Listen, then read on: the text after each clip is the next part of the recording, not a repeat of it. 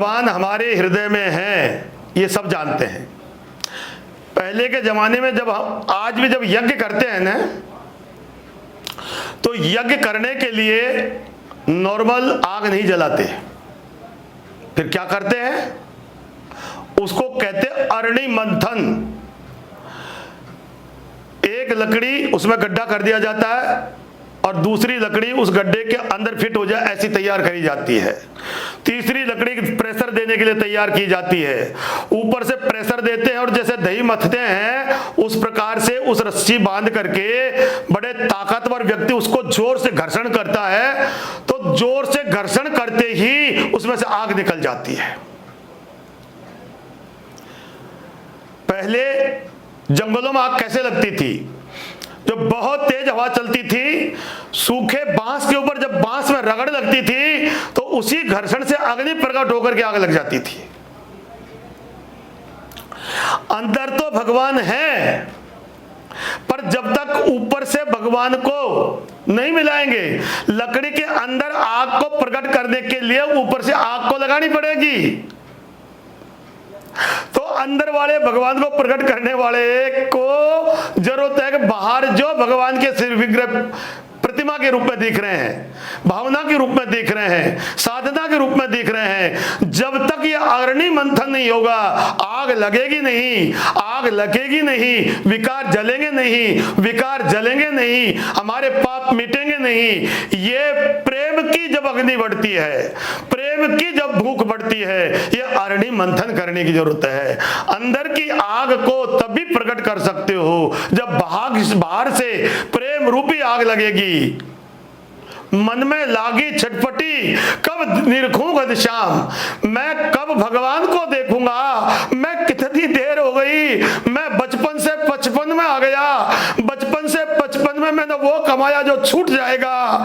मेरे ठाकुर, मेरे श्याम सुंदर माँ की बांके बिहारी, मेरे राधा रमन, मेरे भगवान राम, जो भी आपका इष्ट देव है, आज तक वो इकट्ठा किया जो छूट जाएगा। अब मैं कब देखूं घनश्याम, मुझे देखना है, मेरे नाथ को देखना है। हे नाथ, मैं तुझे भूलूं नहीं। भगवान मेरे हमारे स्वामी जी कहा करते थे, राम सुखदास जी महाराज साक्षात भगवत स्वरूप थे, एक ही मंत्र था, हे नाथ मैं तुझे भूलूं नहीं, हे नाथ मुझे भुला मत देना, मेरा तुम्हारे सिवा कोई नहीं है।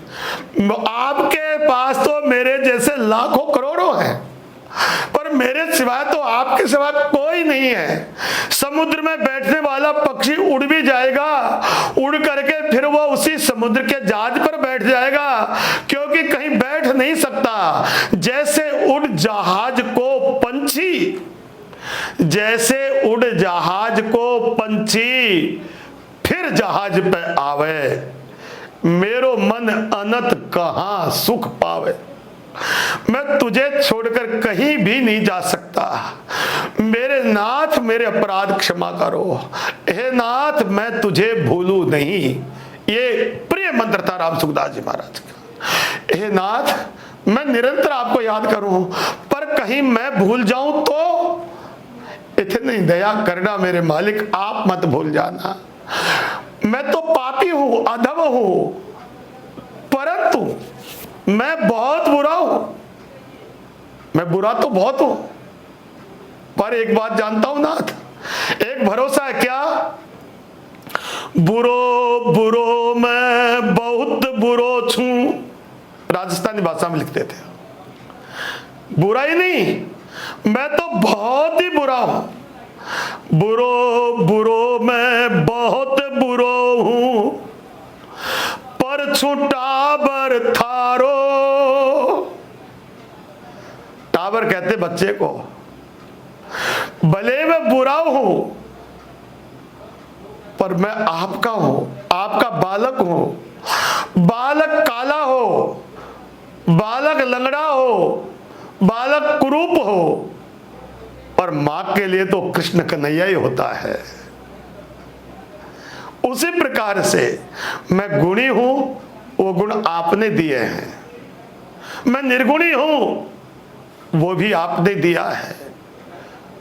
मेरे मालिक अगली बार प्रसंग में बताएंगे, मेरे पास जो कुछ दिया है, जो भी आपका ही दिया हुआ है, मेरे दोषों को मुक्त करने के लिए सत्संग भी आपकी कृपा से ही मिलेगा। पर एक साधना तो आपको करनी पड़ेगी। एक साधना क्या? निरंतर निरंतर कलयुग में भगवान नाम की सैल लगी हुई है। आपको एक कदम चलना पड़ेगा। तो भगवान क्या करेंगे? जो तू चाले एक पग, तू एक पग तो चल। तो भगवान क्या करते हैं? मैं चालू पग 60, तेरी तरफ मैं 60 कदम आगे बढ़ जाऊंगा।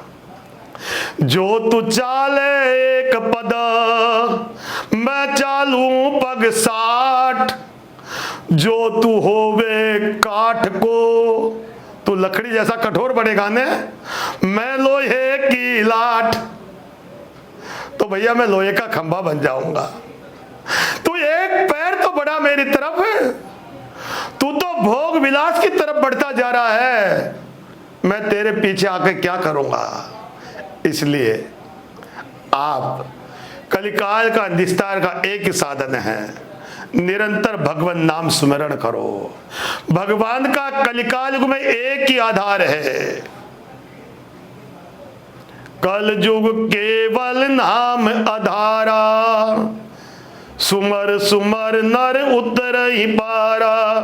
कल युग जोगन यज्ञन ज्ञाना। लोग साधना करते, हम तो योग कर रहे हैं जी, सुबह योग कर रहे तो शरीर को ही पुष्ट कर सकते हो आप। कलयुग में योग सार्थक नहीं रहेगा, यज्ञ सार्थक नहीं रहेगा, क्योंकि यज्ञ करने के लिए द्रव्य की शुद्धि चाहिए। कलयुग में धन शुद्ध नहीं आता। पर क्या करे कलयुग में? एन केन विधि दान करे कल्याण। आपके पास धन है तो उसका दान करो, वो तो कल्याण कर देगा। लेकिन उससे ज्यादा जरूरी है कि श्वास श्वास पर नाम जपो। जब नाम जपोगे तो दान की भावना पैदा होगी, और नाम छोड़ दोगे तो दान की जगह संग्रह की प्रवृत्ति पैदा होगी। तो आप नाम जपना शुरू कर दो, फिर भगवान अपने आप वागडोर संभाल लेंगे। इस प्रकार से हमें भगवान की शरणागति लेनी चाहिए। जय श्री राम।